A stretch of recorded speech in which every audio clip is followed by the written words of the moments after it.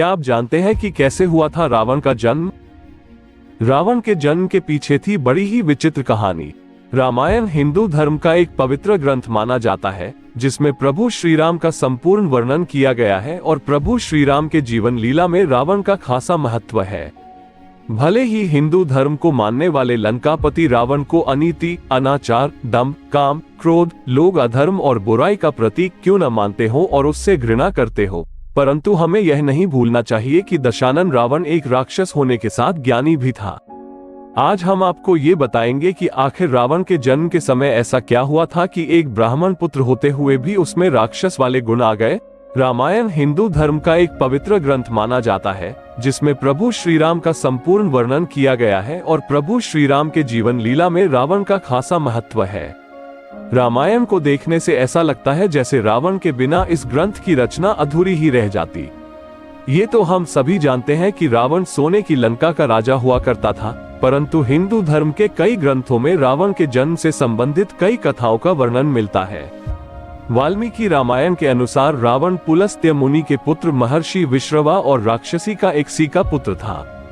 वाल्मीकि रामायण के उत्तरकांड में वर्णित कथा के अनुसार पौराणिक काल में माली, सुमाली और मलेवन नाम के अत्यंत क्रूर दैत्य भाई हुआ करते थे। इन तीनों भाइयों ने ब्रह्मा की घोर तपस्या की, जिससे प्रसन्न होकर परम पिता ब्रह्मा ने उन्हें बलशाली होने का वरदान दिया। ब्रह्मा जी से वरदान मिलने के पश्चात तीनों भाई स्वर्गलोक, पृथ्वीलोक और पाताल लोक में देवताओं सहित ऋषि मुनियों और मनुष्यों तक अत्याचार करने लगे। परंतु जब इन तीनों भाइयों का अत्याचार काफी बढ़ गया, तब ऋषि मुनि और देवतागण भगवान विष्णु के पास गए और उनसे माली, सुमाली और मलेबन तीनों भाइयों के अत्याचार की व्यथा सुनाए। तत्पश्चात भगवान विष्णु ने उन सभी से कहा कि आप सब अपने लोक जाए और निर्भय होकर रहे। मैं इन दुष्ट राक्षसों का अवश्य ही विनाश करूंगा। उधर इस बात की सूचना इन तीनों भाइयों के पास पहुंची तो माली, सुमाली और मालेबन ने अपनी सेना सहित इंद्रलोक के ऊपर आक्रमण कर दिया। इसके बाद भगवान विष्णु इंद्रलोक आकर राक्षसों का नरसंहार करने लगे।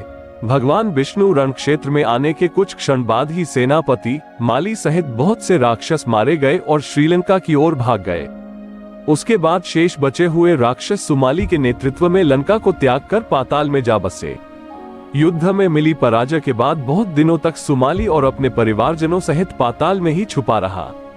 एक दिन सुमाली पृथ्वीलोक घूमने आया, जहां उसने कुबेर को देखा, परंतु देवताओं के भय के कारण वह वापस पाताल लोक चला गया।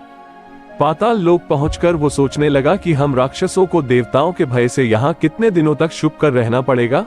ऐसा कौन सा उपाय किया जाए जिससे देवताओं पर विजय प्राप्त किया जा सके। कुछ क्षण बाद उसे कुबेर का ध्यान आया। तब उसके मन में यह विचार आया कि क्यों ना वो अपनी पुत्री का विवाह ऋषि विश्रवा से कर दे, जिससे उसे कुबेर जैसे तेजस्वी पुत्र की प्राप्ति आसानी से हो जाएगी।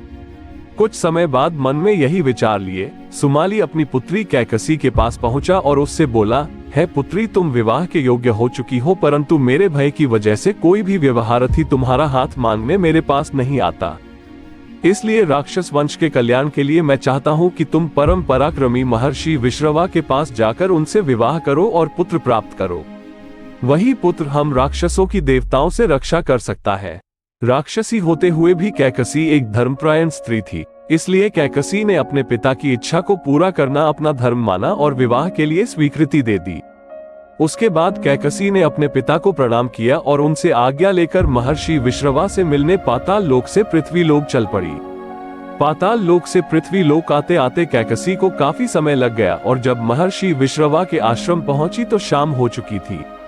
समय भयंकर आंधी चल रही थी, आकाश में मेघ बरस रहे थे। आश्रम पहुंचकर कैकसी ने सबसे पहले महर्षि का चरण वंदन किया और फिर अपने मन की इच्छा बतलाई। कैकसी की इच्छा जानने के बाद महर्षि विश्रवा ने कहा, है भद्रे, में तेरी ये अभिलाषा पूर्ण कर दूंगा, किंतु तुम मेरे पास आई हो। मेरे पुत्र क्रूर कर्म करने वाले होंगे, उन राक्षसों की सूरत भी भयानक होगी।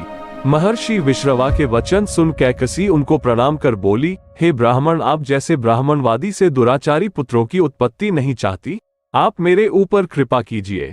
तब महर्षि विश्रवा ने कैकसी से कहा कि तुम्हारा तीसरा पुत्र मेरी ही तरह धर्मात्मा होगा। दिन ब दिन कैकसी ने बड़ा भयंकर और वीभत्स राक्षस रूपी पुत्र को जन्म दिया, जिसके 10 सिर थे। उसके शरीर का रंग काला और आकार पहाड़ के समान था। इसलिए महर्षि विश्रवा ने कैकसी के सबसे बड़े पुत्र का नाम दशग्रीव रखा, जो बाद में रावण के नाम से तीनों लोगों में जाना गया। उसके बाद कैकसी के गर्भ से कुंभकर्ण का जन्म हुआ। उसके समान लंबा चौड़ा दूसरा कोई प्राणी न था। दंत और बुरी सूरत की सुपर्णखा उत्पन्न हुई। सबके पीछे कैकसी के सबसे छोटे पुत्र धर्मात्मा विभीषण ने जन्म लिया। तो प्रिय दोस्तों, इसी के साथ हमें दीजिए इजाजत और आज की हमारी यह वीडियो यहीं पे समाप्त होती है। फिर मिलते हैं एक नए वीडियो के साथ। आप सभी का तहे दिल से धन्यवाद।